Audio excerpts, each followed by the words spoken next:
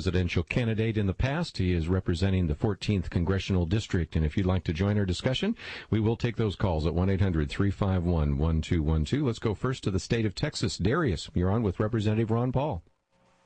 Hi, Kirby. Hi, Representative Ron Paul. How are you guys doing today? Very good. Hey, I've got a question about this whole Federal Reserve thing. I've been studying this thing for a few years now, and I've been telling my friends all about the Federal Reserve and how it's no more federal than Federal Express and how they, print money out of thin air. And my friends think that I'm kooky, and they think that I'm a big conspiracy theorist.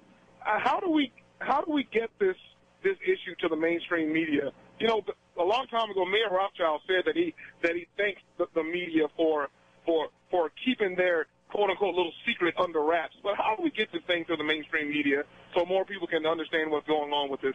Representative Paul? That's an overwhelming task and a job that I don't know the answer how to solve that problem.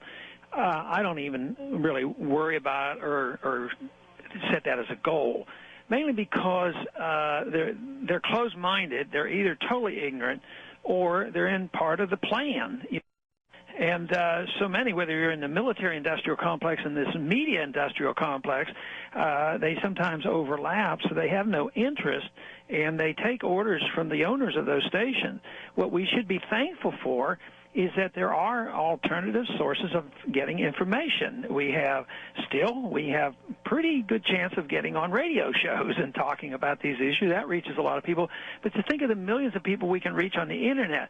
So I spend all my energies trying to go around people. When they close me out, I try to, think of an alternative rather than saying I am going to change them when that seems to be such an overwhelming job. They will ultimately change when the attitudes of the country change, when there's enough people that grow up understanding what the system is all about and they start working for these TV stations. They will have a difficult time, reporting lies that they're told to report. And so it's a educational problem as well as a political problem. Darius, I might also say that, golly, you can go out on the Internet and there's a lot of good articles there. And if people say, well, I only trust things like Wikipedia, even they give us some of the history of the Federal Reserve. There's some excellent books written on it. So let's go to another call, though, and we'll go this time to Michigan. William, thank you for calling. Yes, I've been interested in coins and gold and silver for a long time, and I've noticed on the TV that the economists say, don't worry about printing out more money because there's plenty of gold and silver in the Federal Reserve Bank, and there's a lot of gold, the world's largest supply at Fort Knox. And I'm just wondering, is any gold really there, or I heard that it was taken away or something? We don't know the answer to that, and I'm on the banking committee, and I've tried to find out. We had a gold commission formed in the early 1980s to study the gold issue, and I asked for an audit of the gold, a true audit. I remember that. And there were 17 members of the committee, and there were only 2 others that were sympathetic to gold, and they didn't even vote with me on that amendment. I was the only one that said we ought to make sure that gold is there. And so they claim there are audits going on, but they're run, by the government itself, no independent source, and they go in and they audit a small percentage of it, so they say. But it's in the true sense of an audit, it is not. That's one of the interim steps I think we should take, and I'm going to have another bill introduced at the beginning of the year dealing with this. They're not going to abolish the Fed because I have a bill to abolish the Fed.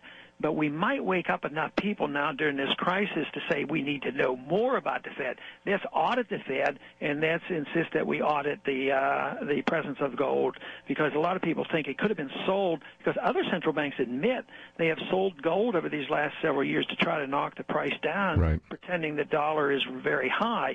Because we've done that before in the 60s. We sold 500 million ounces of gold at $35 an ounce, pretending that we had not inflated our currency, and then they finally had, of course, closed the gold window. Now, there's gold there, I believe. There certainly is not enough to go on a gold standard at this rate. You would have to promise you wouldn't print money. You'd have to adjust the price. It might be $4,000 or $5,000, and you would have to cut back spending, get rid of the welfare state, quit policing the world. Then you could go back to the gold standard. My proposal as a transition would be allow those who believe in gold to use gold as money independently in a parallel to the dollar standard. So if you didn't trust the Federal Reserve notes, then you could deal in gold. And in this day and age of computers, I think that could be feasible. That is very interesting. One of the things that actually, quote, put us on the gold standard in the first case was Bretton Woods back in 1944. Many people said that this meeting just recently of the G20 economies and the leaders was kind of like Bretton Woods 2. It didn't quite turn out that way, but it does seem to be a desire on the part of many of the European leaders, and now maybe even President-elect Barack Obama, to move us more into something that looks like kind of a new world financial order. What are your thoughts about that? Yeah, and I don't think any serious talk was at the G20 meeting, but I'm sure behind the scenes they were.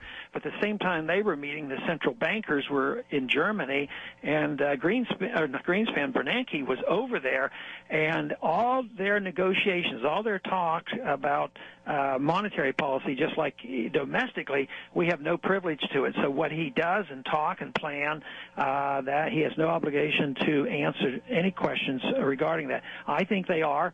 I think they're, in a dilemma because it's not going to be easy solving the problems that they have created. But I think what they would like is, and what they're talking about, is an international paper standard run under the United Nations, under one world government. I believe they are moving in that direction. But it's not going to be easy sailing for them. The markets are pretty strong, and I think there's still a strong belief in nationalism. If anything, I think the nationalistic spirit is still alive and well in Europe, and a lot of people over there don't like the euro. And if this whole thing falls apart, I think you're going to see individual countries going back and being forced to make their money out of something of real value and back it with gold or silver. One of the conversations we had yesterday was about the corporate tax and whether we should cut that and how we would do that. Our next caller wants to get into that, I believe. Jim in Texas, I think you had a question about corporations. Go ahead. Hi, thank you. And then if possible, also a possible problem based on something Ron had said earlier. But regarding corporate taxes, I'd heard an interesting proposal by one of the few conservatives in the House, Bill Sally of Idaho, early on in this process that said, instead of the government taking over these entities, let corporations take over these failed entities with the government promise as an incentive that any profits they make on doing so, they're not taxed. What does Ron think of that? Well, I'd have to think it through, but the last part where you said I would certainly agree. I would have anything that I could get taxes off, I would do it. It's best that you treat everybody equally. Everybody should be out of taxation. Sometimes when a business comes to a community, they give their enticement and say, come into our community and we won't tax you for 10 years, and that brings people in. Well, if it's good for a new company not to pay taxes, why isn't it good for an old company not to pay taxes, other than the fact that the people need the money? The governments need the money. But they're making the point that if you cut taxes, it could be a tremendous incentive. So I would like to see all the taxes go down, individual taxes, corporate taxes, and everything go down. But that doesn't make sense unless you're willing to cut. And that's where our problem is. There's nobody clamoring in Washington for us to cut anything. All you hear is their lines are getting longer. And now we've had the corporations line up, and as I said earlier, the individuals are going to line up now. But I think any suggestion to cut taxes should be looked at very seriously. Well, I think so, too. And we've actually had Stephen Moore on last week, and then yesterday we had somebody from the Heritage Foundation.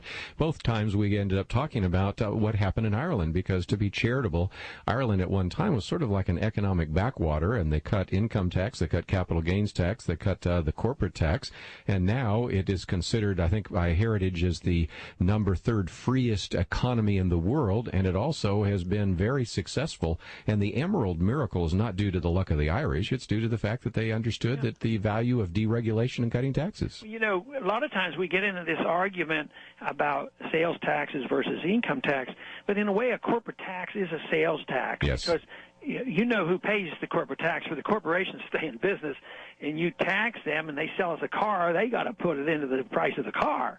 So if you have a state that overdoes the taxation, like in Michigan, if they tax them too much, it puts a greater burden on those companies, and it really is a sales tax and hurts us. So I think the least taxes is the best. Well, again, Representative Ron Paul, I just wanted to get you on for a little bit. We would love to have you on a regular basis. We so value your input and wanted to get some perspective, and we'll be watching for some of those legislative proposals and give it some attention here on Point of View. But we appreciate you standing for liberty there in the House of Representatives. And you're kind of a small band, but I'm glad you're up there making a difference.